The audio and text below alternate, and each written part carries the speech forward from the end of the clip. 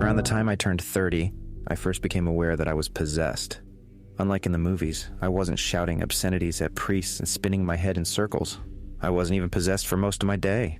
Instead, I would just sort of disappear for a few minutes at a time, sometimes an hour, and when I came back, I'd find very little changed. Maybe I'd even driven to work or made pasta, but it hadn't been me doing it. I'm not sure how I invited the demons in. Maybe they'd been there all along, growing slowly. But it's easy to ignore a missing second, even a missing minute. Through my teens and 20s, the demons of time were probably there all along, eating my life a nibble at a time. Now it was disappearing in great big chunks. The problem was worst at work. I'd start working on a PowerPoint for my boss about some little company we were trying to buy. And then bam, I'd wake up on the BART ride home listening to some podcast. The work would be done, maybe even done well, but it hadn't been me doing it. I tried to tell myself it wasn't a big deal. Like, maybe it's actually a benefit to have someone else do your work or cook your dinner. But I had to admit, I was getting a little on edge. Sometimes, I'd wake up at night drenched in sweat, a deep pit of fear in my gut, sure I had died already or was about to any instant. I'd wonder if I'd been dreaming or sleepwalking or what, and then I'd spend an hour Googling rare sleep disorders and brain tumors and feeling around my skull for lumps. Stuff I'd actually used to care about were starting to go missing too. Like, when I watched football, I'd find myself looking up to find a whole quarter had passed and my beer had disappeared without me enjoying even a sip. Then in February, I went to a Super Bowl party. Honestly, it was usually my favorite time of the year. I guess I'd started to drift apart from friends a little, and it was the one time I really carved out to see everyone. But this year, the whole party passed in an instant. As I walked out the door, I realized I didn't remember a single conversation, or a thing I'd eaten, or the final score. There's a woman downtown who helps with these kinds of problems. I visited her in the antique bookstore where she works. She had me sit in an old chair and then poured a circle of salt around me, all the while clicking her tongue like a clock. Then suddenly I blinked and it was dark outside the window. "What happened?" I asked. "I spoke with your demons of time," she informed me. "I asked them to leave, but they refused. There are several infesting you, but I spoke mostly with their leader. He was quite insistent on staying." "Can't you make them leave?" I asked, getting slightly annoyed.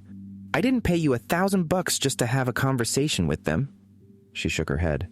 "A demon of time isn't quite like other possessive entities. They're not malicious, more like curious scavengers. They want to experience life in our world and to get away from their suffering. We're actually all born with a few inhabiting us. They only get out of hand if you're deeply disengaged with your life. Then they start taking up larger and larger chunks of your time. It's kind of a vicious cycle." "Look," I said, "what's it going to cost to get rid of them? Another couple of grand? I've got the money." She shook her head. "You're not listening. You've actually got to care about your life. Or this only gets worse. You blink, and a day has gone by. Then it's a few days. Then it's a year. You wake up on your deathbed and realize the demon lived your life, and all because you didn't care enough to fight back." "I care," I said. "I promise." "But do you care enough to do the little things to make them go away? Some are basic. Take a walk through the city and look at the edifices of the buildings. Leave your phone on a charger and don't check it. Leave the TV off for a few days and do something you've never done before. Call an old friend. Are you willing to fight like that?" I went home and thought about what the woman said.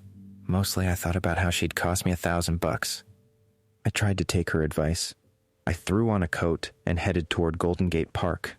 I tried to notice the cracks in the sidewalk and the little plants sprouting there, and the smudges of gray fog overhead, but honestly, trying to pay that level attention for more than a few minutes was exhausting. It was a shitty day out, too, with rain coming down sideways, and after a couple of minutes I was soaked. I ended up heading home and ordering some takeout. As I turned on the TV, I felt my soul slightly fading, like a light on a dimmer. Something was coming to the forefront, eager to watch whatever was on. How could anything be so excited to watch Netflix? I could tell it was starving for any morsel I'd throw it, even just a few hours of watching TV. Because for the demon, every moment was time away from hell. If it wasn't here, it would be burning in a pit of sulfur. Every boring minute in our world was heaven in comparison. And how was I supposed to care enough to compete with that? Suddenly, the real terror of the situation hit me, because I knew I didn't care enough to fight it. I wasn't going to take long walks and watch sunsets. I was going to keep on sleepwalking through life, just like I always had. Somewhere in the dark, I was shaking, acutely aware of my own weakness, and I could see the future stretching out in front of me, a handful of boring decades, mostly lived by something else. I was screaming at myself, furious and terrified, and the thing was watching Friends, laughing its head off at every bad joke, laughing like I never had in my life. And I knew in that moment that I was going to let it win.